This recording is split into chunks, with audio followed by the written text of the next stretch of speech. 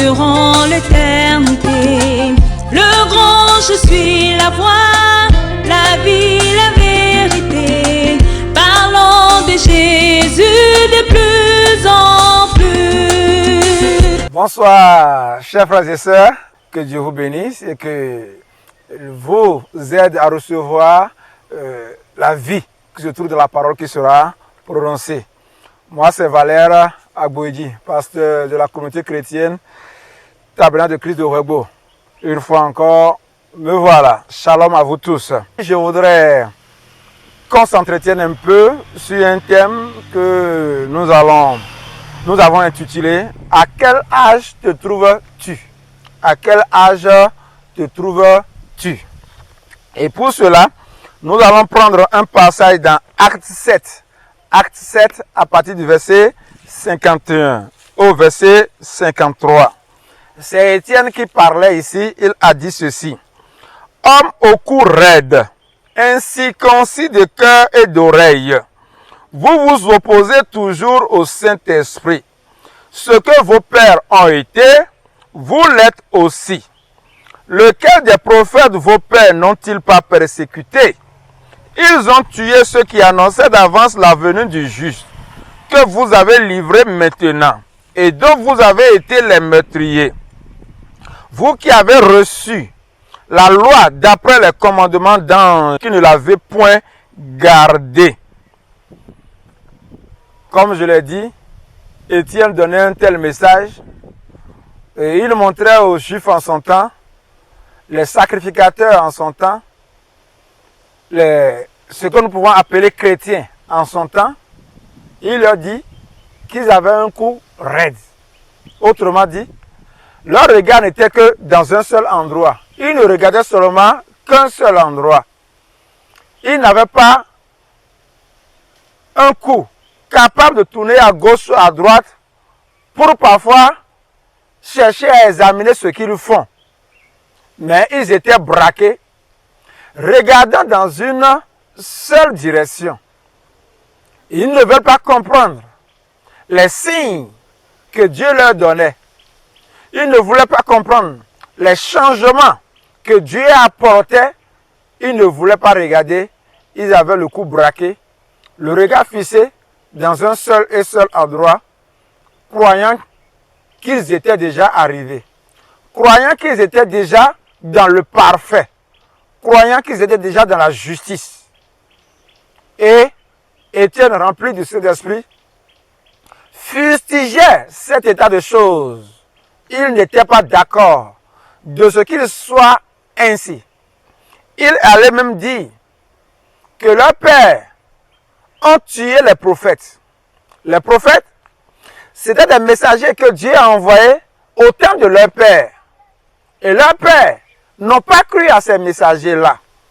Et aujourd'hui, ce que Dieu a envoyé aux enfants, ces enfants aussi ne sont pas en train de croire à ces messagers-là.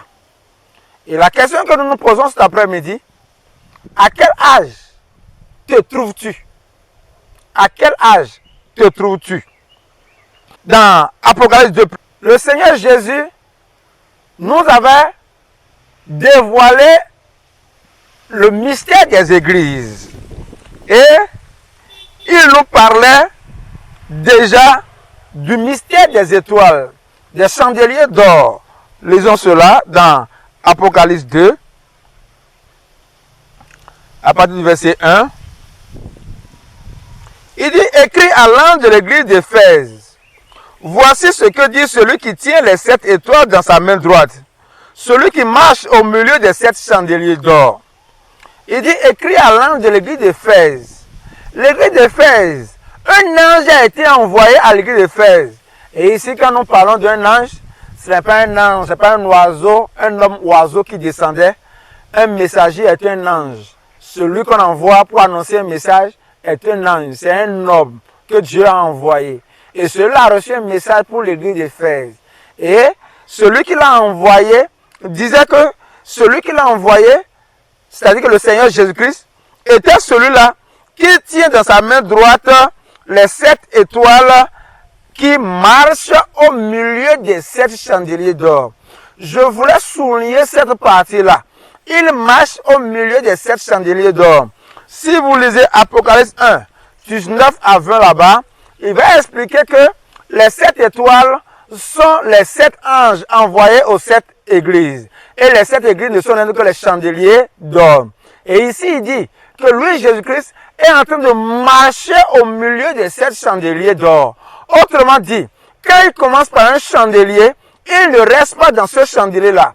Il quitte le chandelier et il rentre dans le deuxième chandelier, puis dans le troisième chandelier, puis dans le quatrième jusqu'au 7e chandelier. Il n'est pas resté dans un seul chandelier. Donc lui-même, Jésus-Christ, a voyagé à travers les chandeliers. Et si vous lisez dans Apocalypse 3, au verset 20 là-bas, à partir du verset 20 là-bas, il va dire qu'il est sorti maintenant, qu'il se tient à la porte et qu'il frappe. Celui qui entend et qui ouvre, il entrera, il soupera avec lui et lui avec lui. Vous comprenez cela? Donc, il a marché à travers les chandeliers. Il n'est pas resté seulement que dans la première église. Il a quitté la première église pour aller dans la deuxième église, dans la troisième église, dans la quatrième, ainsi de suite jusqu'à la 7e église. Et ces églises-là ne sont rien que des âges dans le temps. Depuis la création de la première église, où il a dit à Pierre, je bâtirai mon église, et ni la mort, et ni les cieux de la mort ne prévaudront point contre elle. L'église qui est née n'est pas restée éternelle. Cette église s'est corrompue dans le temps. Et le Seigneur va quitter cette église-là pour aller dans une seconde église, puis dans une troisième église, jusqu'à la 7e église. Et là, nous appelons ça les âges de l'église. Vous comprenez? Et la question que je pose, toi, tu te trouves dans quel âge? Le Seigneur, ici, nous promet qu'il marchera à travers les églises. Il n'est pas resté dans un seul endroit. Oh, on entend dire, aujourd'hui, certaines personnes disent non, mon église est la première église, c'est la mère de toutes les églises, je ne peux pas quitter dedans. Ce n'est pas une affaire de mère d'église, mon frère. Ce n'est pas une affaire de première église, ma soeur. Ce n'est pas une affaire de mon église est ceci, mon église est cela. Est-ce que dans ton église, le Seigneur se trouve dedans aujourd'hui? Est-ce que là où tu es, le Seigneur se trouve dedans aujourd'hui? Les gens peuvent prendre la Bible et mentir. Les gens peuvent prendre la Bible et attacher encore les gens. Les gens peuvent prendre la Bible et encore corrompre les gens, les empêcher d'avancer avec le Seigneur. Et ma question, dans quel âge te trouves-tu aujourd'hui? À quelle étape te trouves-tu aujourd'hui? Parce que le Seigneur est en train de marcher. Est-ce que tu es en train de marcher avec lui? Ou bien toi tu es arrêté dans une église pour dire non, c'est ici on m'a mis au monde, c'est ici on m'a guéri, c'est ici on m'a fait ceci, c'est ici on m'a fait cela. Ce n'est pas ce que tu cherches qui est la vérité. Mais c'est ce que le Seigneur brandit. C'est ce que le Seigneur donne qui est la vérité. Ce n'est pas ce que toi tu cherches qui est la vérité. Mais c'est ce que Dieu te donne qui est la vérité. Et nous devons avoir l'humilité de chercher ce que Dieu nous donne. De chercher ce que Dieu est en train de nous brandir. C'est pourquoi beaucoup d'entre nous, nous pouvons venir avec nos raisons dans le Seigneur. Nous pouvons venir disant que non, je cherche la guérison, je cherche un enfant, je cherche un mari, je cherche une femme, je cherche un travail. Je peux avoir ma raison pour venir. Mais si je viens dans l'église, je ne dois pas m'arrêter là. Je dois évoluer pour comprendre ce que Dieu est en train de m'offrir comme bénédiction, comme don, comme justice, comme vie, comme salut. Et c'est à ça que nous devons étendre nos mains. Si nous ne cherchons pas ce que Dieu nous donne et que nous arrêtons là, nous sommes faux. Nous sommes faux dans notre croyance. Et ici, dans ce que nous avons lu dans Actes, Étienne leur faisait comprendre, mais pourquoi ils ont le cou braqué? Pourquoi ils ont le cou raide? Et ils ne veulent pas regarder dans une direction, afin de voir ce que le Seigneur est en train de faire, afin de voir ce que le Seigneur est en train de faire dans leur temps. Ils ne regardent pas ce que le Seigneur est en train de faire. Et maintenant, ils sont en train de regarder ailleurs. Regardez ce que Jésus a dit dans Jean 5. Jésus va revenir encore sur cette thématique-là. Il va revenir dessus et il va faire une révélation intéressante dans Jean 5. À partir du verset 41. Il va dire ceci. Je ne tire pas ma gloire des hommes, mais je sais que vous n'avez point en vous l'amour de Dieu. je suis venu au nom de mon Père et vous ne me recevez pas. Si un autre vient en son propre nom, vous le recevrez. Comment pourrez-vous croire, vous qui tirez votre gloire les uns des autres et qui ne cherchez point la gloire qui vient de Dieu seul? Ne pensez-vous pas que moi, je vous accuserai devant le Père? Celui qui vous accuse, c'est Moïse, en qui vous avez mis votre espérance. Car si vous croyez Moïse, vous me croirez aussi parce qu'il a écrit de moi. Voyez, frères et sœurs, il dit celui qui va le juger, c'est Moïse. Parce que lui, Jésus, il était le messager de son temps. Il était la vérité de son temps. Il était le chemin de son temps. Mais les gens continuaient à regarder après Moïse. Les gens continuaient à regarder Moïse pour dire, Moïse, c'est le messager de Dieu. Moïse a dit, Moïse a fait, Moïse a dit. Mais leur père, au temps de Moïse, n'ont pas cru à Moïse. Leur père, au temps de Moïse, n'ont pas cru à Moïse. Et voici les enfants, au temps de Jésus, ne veulent pas croire en Jésus aujourd'hui. Et ils font, leur regard est braqué sur Moïse. Et Jésus l'a dit ici, ce n'est pas moi qui vais vous juger. C'est Moïse qui va vous juger. Parce que Moïse a annoncé ma venue. Moïse vous a dit que je viendrai. Voilà que je suis venu. Maintenant, vous regardez ailleurs. La question, nous la posons encore aujourd'hui. Nous aussi qui sommes chrétiens d'aujourd'hui. À qui regardons-nous? À qui d'autres regardons-nous? Vers qui nos regards sont-ils fixés? Et quand Jésus était venu, on l'a crucifié. Les chrétiens de son temps l'ont crucifié. Les sacrificateurs, ceux qui croyaient la loi, qui lisaient régulièrement la loi, l'ont crucifié en son temps. Et ces mêmes qui l'ont crucifié, quelques années plus tard, vont soulever sa statue, vont soulever son image pour dire il est le Messie, il est ceci, il est cela. C'est lui qu'on doit adorer, c'est lui qu'on doit faire ceci. Mais quand Moïse partant a fait appel à Pierre, il dit je te remets la clé aujourd'hui. Et ce que tu liras sur la terre sera lié, et ce que tu déliras sera délié dans les cieux. C'est ce qu'il a dit. Il laissait le pouvoir à Pierre. Après Pierre, Dieu va appeler beaucoup d'autres personnes. C'est pourquoi dans Apocalypse où on a lu, on a dit qu'il y a les 7 étoiles, les 7 anges, des 7 messagers qui sont venus dans le temps, envoyant un message pour le salut de l'humanité. Le premier messager est venu avec son message pour le salut de l'humanité. Le second, comme le messager est venu avec son message pour le salut de l'humanité. Le troisième messager est venu avec son message pour le salut de l'humanité. Et aujourd'hui, frère, soeur, toi qui me suis, quel est le messager en qui tu as cru? Quel est le messager en qui tu as cru? Quel est le message que tu as reçu? Et qui pourra te donner salut aujourd'hui? Jésus était le salut. Il était le messager de son temps. Avant Jésus, Jean-Baptiste était venu.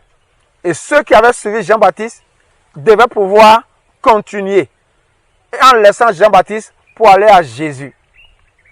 Et quand Jésus partait, les gens devaient continuer avec les Pierre, les Jean, les Jacques, les Philippe, tous ces disciples, ces apôtres qui étaient chargés de pouvoir évangéliser. Ils avaient le message de leur temps.